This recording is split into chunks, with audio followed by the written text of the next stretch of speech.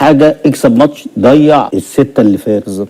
الناس السته اللي فات هم بيلعبوا من اول مباراه ان هم يعملوا حاجه عشان ينسوا جماهيرهم. حركات الكابتن والاداء وان بيوصلوا يعني في شكل حلو. ما هو ممكن ابقى عشوائي يا كابتن. بص ما انا ممكن احمد ربنا ان هم لعبوا ويلز. انت عارف لو لعبوا امريكا كانوا شالوا 3. لعبوا امريكا لا بعد الماتش بتاع 6 لو لعبوا امريكا كانوا شالوا 3. هو يحمد ربنا كروش ده اللي امه دعياله ده ان هو قابل ويلز. ويلز دي فرقه عامله زي الويز.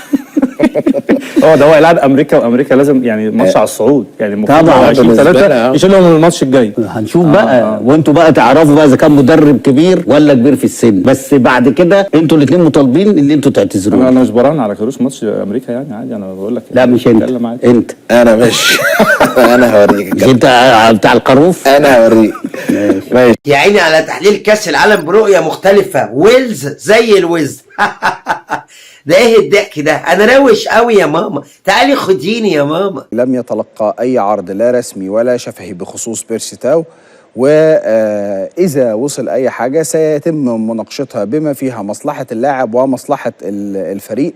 خد بالك انه بيرسي تاو ما شاركش مع الراجل لحد دلوقتي بشكل اساسي. هو حطه من ضمن المجموعه اللي بيستفيد بيها، يعني من المجموعه اللي ليها ادوار. هو الراجل محدد قوي، يعني في ناس قال لك دي ليها ادوار حقيقيه معايا، وفي ناس هو بيعتمد عليها بشكل اساسي. وهو قادر لحد دلوقتي يديك انطباع انه مش بيفرق ما بين اللعيبه وبعضها يعني. وفي لعيبه هو شايف من وجهه نظره تتفق او تختلف، بس هو قال لك لا انا ما شفتهمش فما لهمش دور معايا، وبالتالي ما دخلوش جوه المجموعه. زي مثلا محمد محمود، لا انا ولا انت هنختلف ان هو لعيب جامد، ولكن نظرا لظروف معينه حصلت يمكن احنا حكيناها ما فيش داعي بقى لاعادتها مره اخرى. محمد محمود ما دخلش ضمن حسابات الراجل، فعشان كده بقول لك الوضع مختلف. في ناس يبقى ليها ادوار زي بيرسي تاو، وبالتالي الناس لما يجي اصلا عرض لبيرسي تاو هيتم مناقشته بما فيه مصلحه اللاعب والنادي يعني. دي عشان تبقى انت في الصوره. يا عم مش لما يلعب معانا لا يتنيل يلعب معانا الاول، بعد كده يجي له عروض من بره اهلي ومش عارف ايه. الواد ده حاسس ان هو جاي يقضي تجنيده هنا عندنا في النادي الاهلي. راجل دخل جيش في جنوب افريقيا يقضي تجنيده هنا في الاهلي ويرجع تاني شغال في الكانتين. ارحمنا يا عم تاو بقى.